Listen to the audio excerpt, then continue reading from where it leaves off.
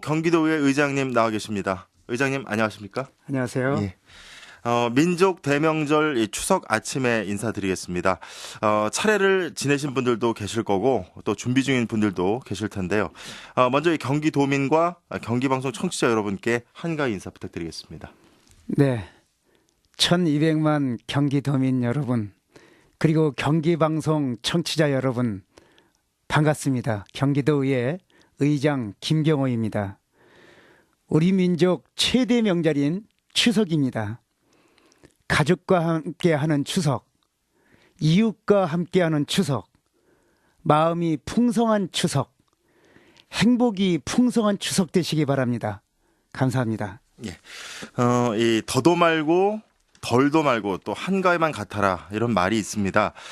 그렇지만 이 오랜 불경기 때문에 서민들의 또 주머니 사정이 좋지 않은 게 현실인데요. 경기도의회 차원에서 이 같은 민생 문제 해결을 위해서 어떤 노력들을 좀 기울이고 계십니까? 네, 솔직히 우리 경기도의회는 집행부서가 아니라서 어떤 문제를 해결하는 게 쉽지가 않습니다. 그렇지만 입법 권리를 가지고 있는 우리 경기도의회 입법권을 최대한 활용해서 문제를 해결하고자 그렇게 노력하고 있습니다. 먼저 우리 경기도의회는 경제민주화 특별위원회를 구성해서 지금 운영 중에 있습니다. 이재준 의원을 위원장으로 해서 13명 정도가 활동 중에 있는데요. 서민경제 안정화를 위한 연구 지금 중점적으로 하고 있습니다. 그리고 그것과 관련된 조례를 제정할 그런 준비를 하고 있고 검토를 하고 있습니다. 또 우리 경기도의회에서는 이 경력단절 여성 그 경제활동 촉진에 관한 조례를 제정한 바가 있습니다. 사실 우리 여성들이 대학을 졸업하고 나서 젊었을 때는 자기의 전문성을 10분 발휘하고 있게 되는데요. 그러나 결혼을 하고 또 출산을 하고 아이를 기르는 동안 그 전문성이 다 없어지고 맙니다. 바로 그 전문성을 다시 되살려주고 그래서 그들이 경제전선에 나서게 만들고 그리고 그 경제전선에서 우리나라에 도움이 될 수 있도록 만드는 것, 이것이 바로 이 조례의 취지인데요. 지금 그것을 경기도가 잘 받아들여서 지금 충분히 잘 진행되고 있고 또 많은 여성들이 지금 혜택을 보고 있다 이렇게 알고 있습니다. 예, 또한 우리 도시환경위원회에서는 주거복지 조례 제정을 위한 토론회가 열렸습니다. 지난 9월 12일 날 열렸는데요. 지금 현재 큰 논란이 되고 있는 이 서민들의 전세, 월세 과연 어떻게 해결하는 것이 좋은가, 이거에 관한 사항이 논의됐고요. 또 공공임대주택을 확대하는 문제, 이것이 또 논의되었습니다. 또 그 임대주택에 사시는 주민 여러분들을 위한 사회복지 서비스를 어떻게 하는 게 좋을 것인가, 이것에 대한 논의가 진행됐습니다. 바로 여기서 취합된 그런 의견들을 우리 경기도의회는 다음 회기에 반영이 될 수 있도록 그렇게 노력을 하도록 하겠습니다. 예.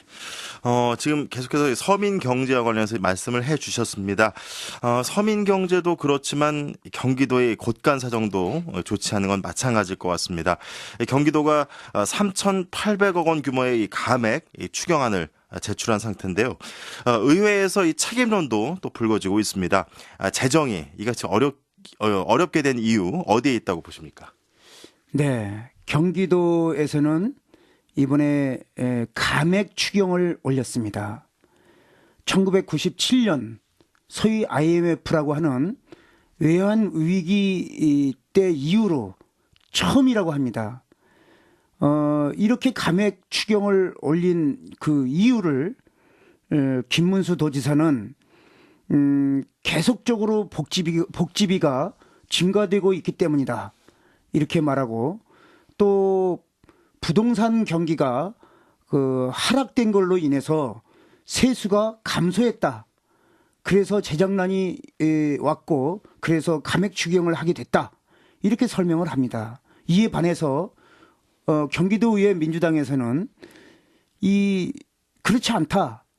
그것은 세수 추계를 제대로 잘못했기 때문이다.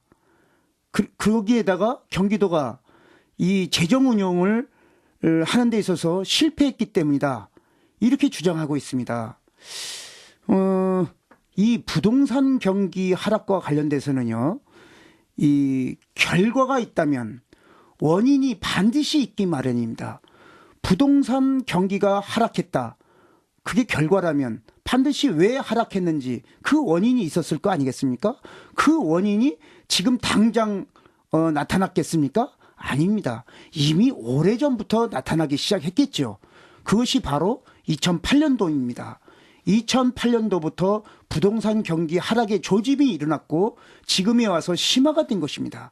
그러면 우리 경기도에서는 이에 관한 문제를 진단하고 그 진단된 거에 의해서 연차적인 대책을 마련해서 그 재정을 운영했었어야 됩니다. 그렇지 못했기 때문에 이런 일이 감액 추경이라는 게 일어났다. 이렇게 볼 수 있겠고요. 또 복지비 증가한 것도 마찬가지입니다. 이미 오래전부터 우리 이 경기도뿐만 아니라 지방의회가 복지 시대로 접어들었습니다. 그러면은 이 복지 시대에서 복지비 증가라고 하는 것은 연차적으로 눈에 보입니다. 그렇다면 그것과 관련된 재정 운용을 만들었어야 되는데 그런 것들을 하지 못했기 때문에 이런 일이 발생했다. 이런 얘기입니다. 감액 추경만이 능사가 아닙니다. 어려울 때일수록 민간 부분에 있어서는 지출을 줄이되 우리 공공 부분은 지출을 늘려야 합니다. 특히나 일자리 창출과 같은 이런 공공 부분에 대한 투자가 더 늘어나야 된다. 이런 생각입니다. 경기가 나쁠 때일수록 돈을 풀어야 합니다. 우리가 풍년이 들었을 때 쌀을 비축해두고 흉년이 들었을 때 그것을 베푸는 이런 것과 똑같습니다. 지금이야말로 이제 공공 부분에 있어서 풀어야 될 때고요. 그런 의미에서 지방채의 검토가 지금 당장 시급한 것이 아니냐 이런 생각을 가져봅니다. 예. 의장님께서 지금 말씀을 하셨지만 경기도에서 재정 운영을 제대로 하지 못했고, 미래를 좀 예측을 제대로 하지 못하지 않았냐. 이렇게 또 말씀을 하시는 것 같습니다. 김문수 지사는 또 얘기하는 게 이 무상급식을 비롯해서 이 복지 예산 역시 좀 줄일 수밖에 없지 않냐. 이런 입장을 갖고 있는데, 의장님께서는 당연히 반대하실 것 같습니다. 이 부분에 대해서는. 예. 예. 그렇습니다. 이렇게 재정난이 도래했는데 허리띠를 졸라맨다는 것 거기에는 동의합니다.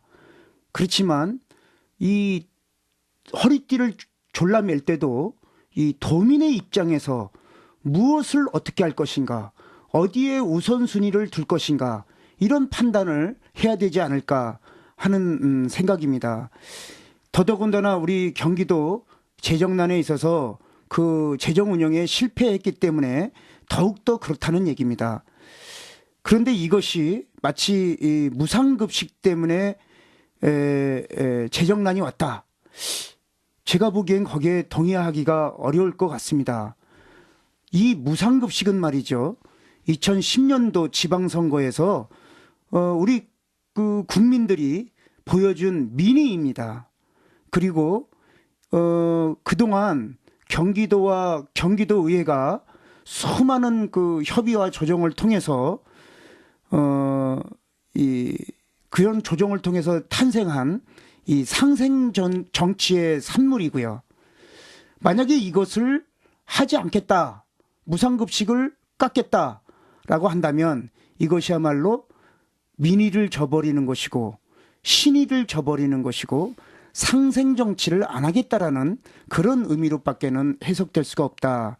이런 생각입니다. 오히려 그런 주민의 밀접한 그런 예산을 깎기보다는 오히려 폭죽 터트리는 이런 행사성 경비 또 전시성 경비 이런 것에 대한 대대적 수술이 있어야 되는 거 아니냐. 저는 그렇게 생각합니다. 예를 들면 경기 국제 보트쇼, 또 세계 요트쇼, 또 안산 항공쇼, 이러한 시급하지 않은 경비들에 대한 그런 삭감이 있어야겠다. 또 경기도는 재정난 때문에 무상급식을 삭감한다.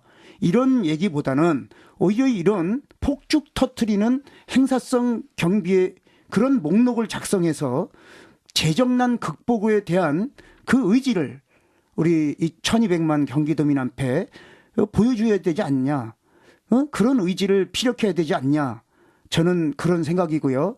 거기에 따라서 모든 예산을 제로 베이스에서 다시 재검토해야 된다. 저는 이런 생각입니다. 예.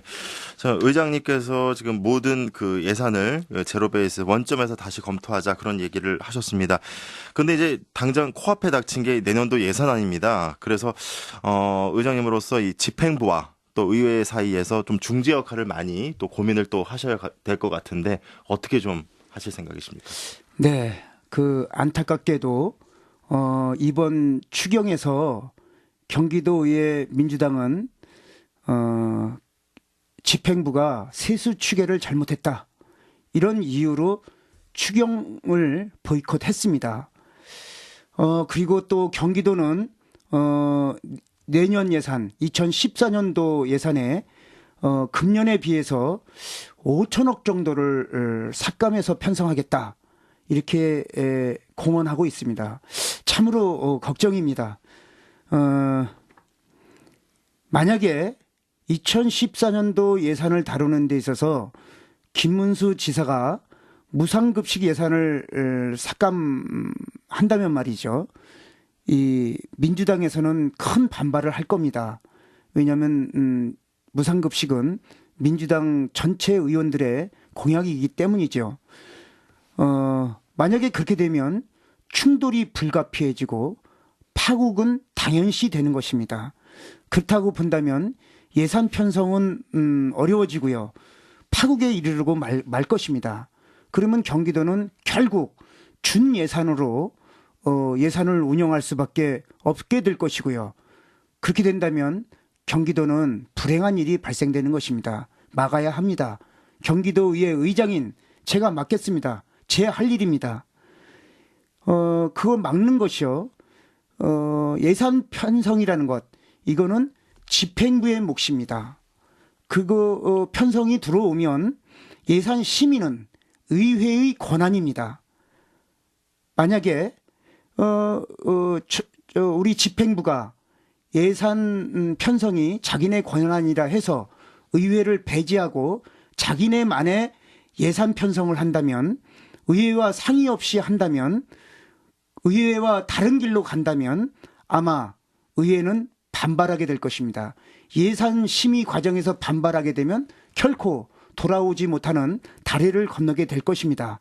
그러니 우리 이제 집행부에서는 예산을 편성할 때 사전에 의회와 함께 협의하고 상의하는 것이 옳지 않겠나. 그것이 최선의 방법 아닐까. 그렇게 되기 위해서 제가 중재하겠다. 이런 말씀을 드릴 수 있겠습니다. 그러면서도 의회와 집행부가 한 목소리를 내야 됩니다. 중요한 것은 이 중앙정부에서 무상복지를 함에 있어서 만들어만 놓고 나몰라라 하고 있는 부분입니다. 그러다 보니 지방 재정에 부담이 되고 가중되고 있습니다. 이런 문제를 한 목소리를 내서 그 지방 재정에 부담 주지 않도록 우리가 노력을 해야 됩니다. 그러기 위해서 그런 것을 할 수 있는 그 TF 구성을 할 수만 있다면 함께 하겠다. 이런 용의가 있다. 이렇게 말씀드릴 수 있겠습니다. 지금 현재 경기도와 경기도 의회는 수도권 규제 완화라든가 또 지방 분권 강화라든가 국비를 어떻게 하면 많이 유치할 수 있을까, 이런 TF팀 구성을 논의 중에 있습니다. 의회 얘기도 좀 해보겠습니다.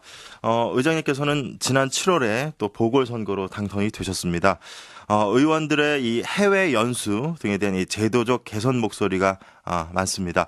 국회에서도 이 특권 내려놓기 논의가 있는데요. 경기도 의회 차원의 이 개혁 방안은 어떤 거라고 생각하십니까? 네. 먼저 다시 한번 근간의 사건들로 인해서 도민 여러분께 심려를 끼쳐드린 면에 대해서 참으로 죄송합니다라는 말씀 올립니다. 다시는 이러한 일이 일어나지 않도록 최선의 노력을 다하겠습니다. 전직 의장의 사퇴 그리고 저의 의장직 선출은 선출되는 데 있어서 이 일련의 과정은 말이죠. 바로 이러한 개혁적이지 못한 기득권을 내려놓지 않으려고 하는 이런 데서 발생됐다 이렇게 생각이 됩니다. 그래서 저의 의장의 선출은 그 의미는 바로 고름을 짜내고 상처를 치유하기 위한 대책을 마련해라 이런 명령으로서 저에게 주어지지 않았나 이런 생각입니다. 그래서 저는 취임과 동시에 광역의회 최초로 의회를 개혁하기 위한 토론회를 개최했습니다.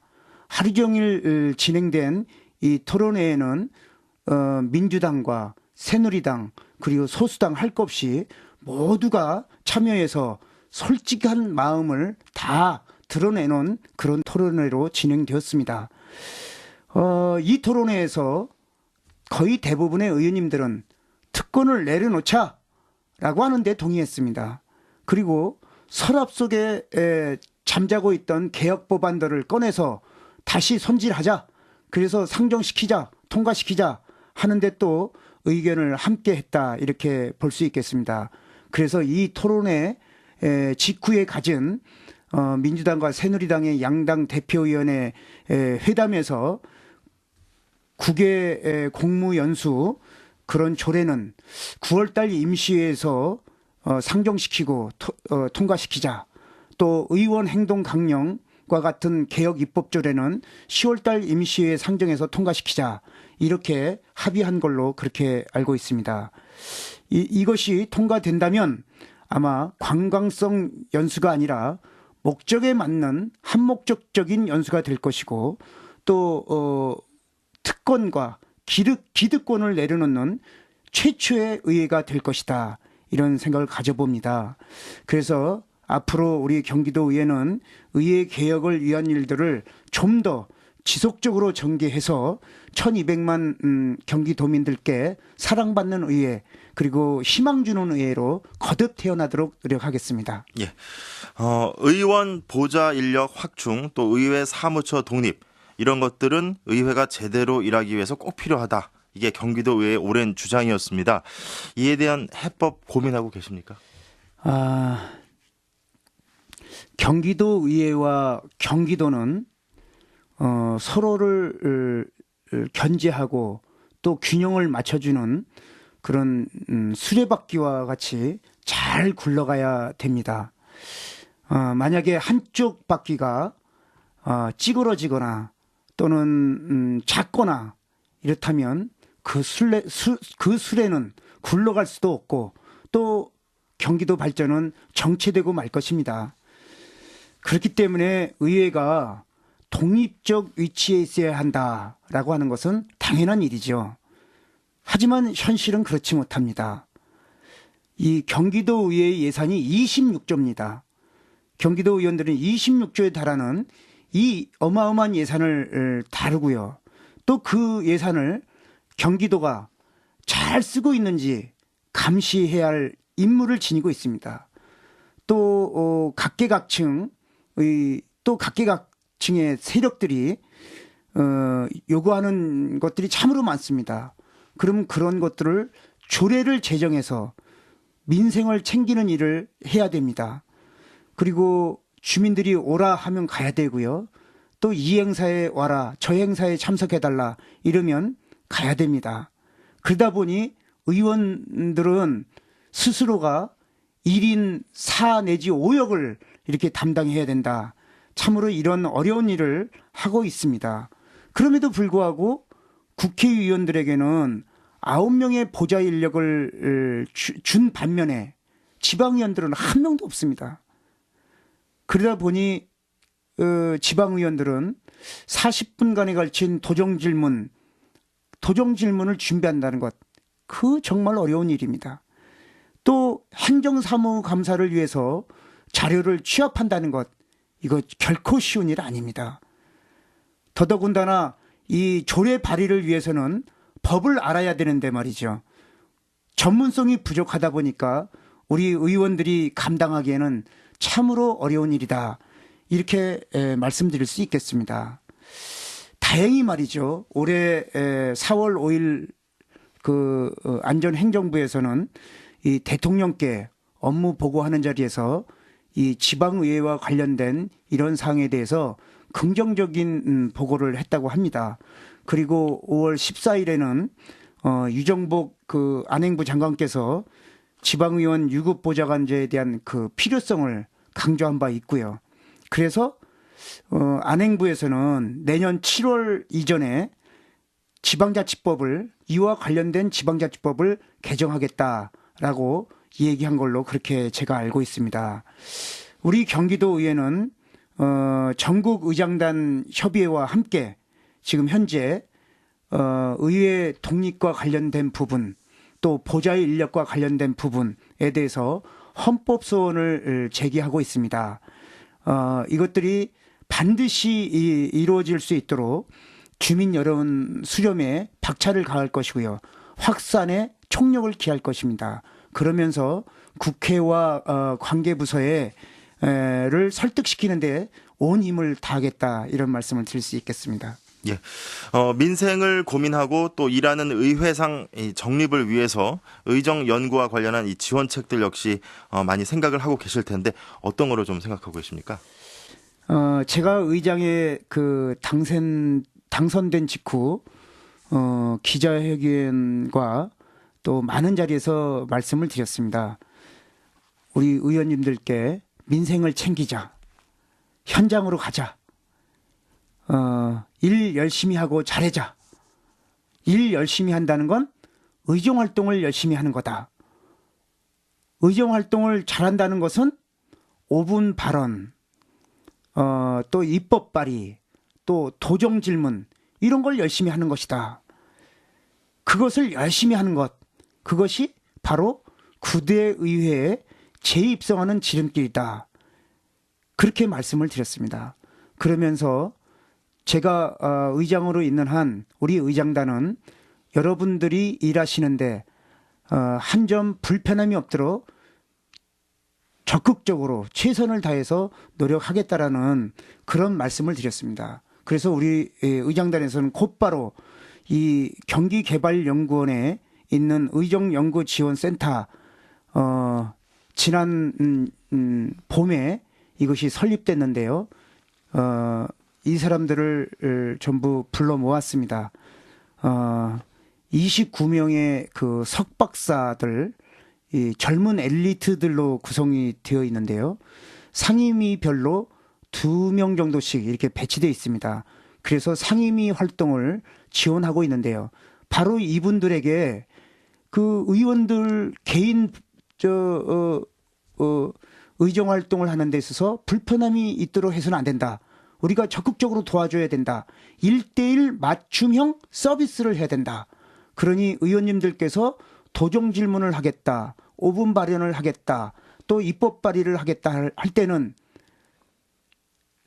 개인 보좌관처럼 철저히 붙어서 그들을 도와주라. 이렇게 말씀드린 바가 있습니다. 그리고 우리 의원님들을 도와주기 위해서 우리 부의장이 2분이 계시는데요. 부의장 2분에게 권한을 대폭적으로 위임을 했습니다.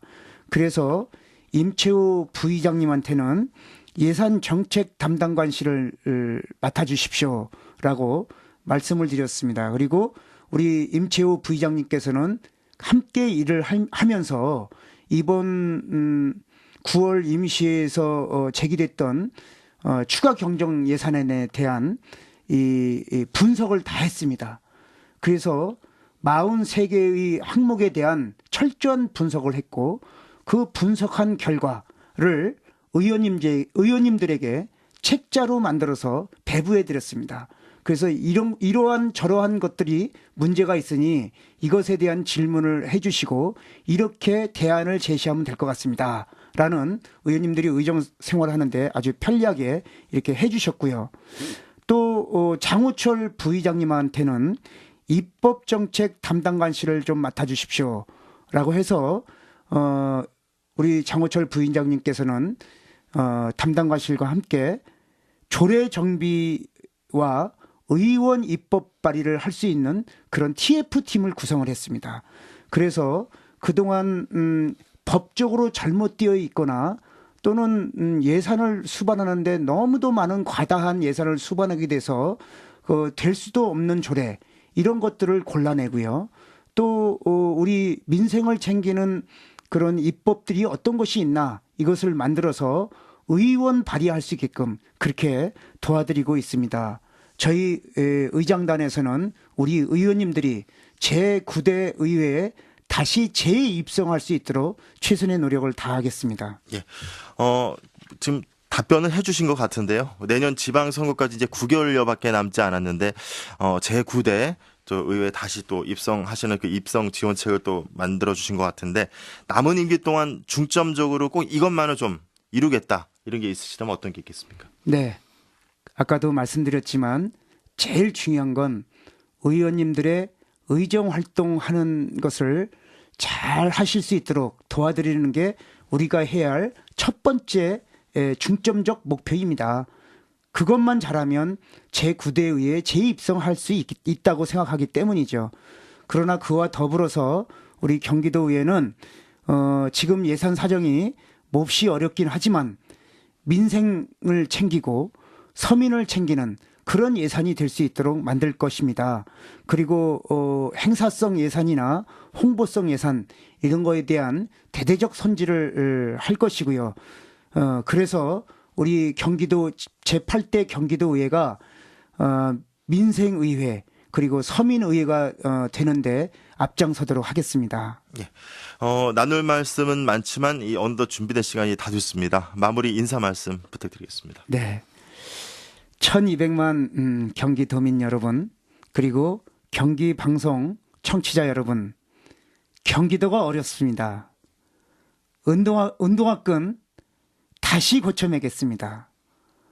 허리끈도 더욱 질끈 동여매겠습니다.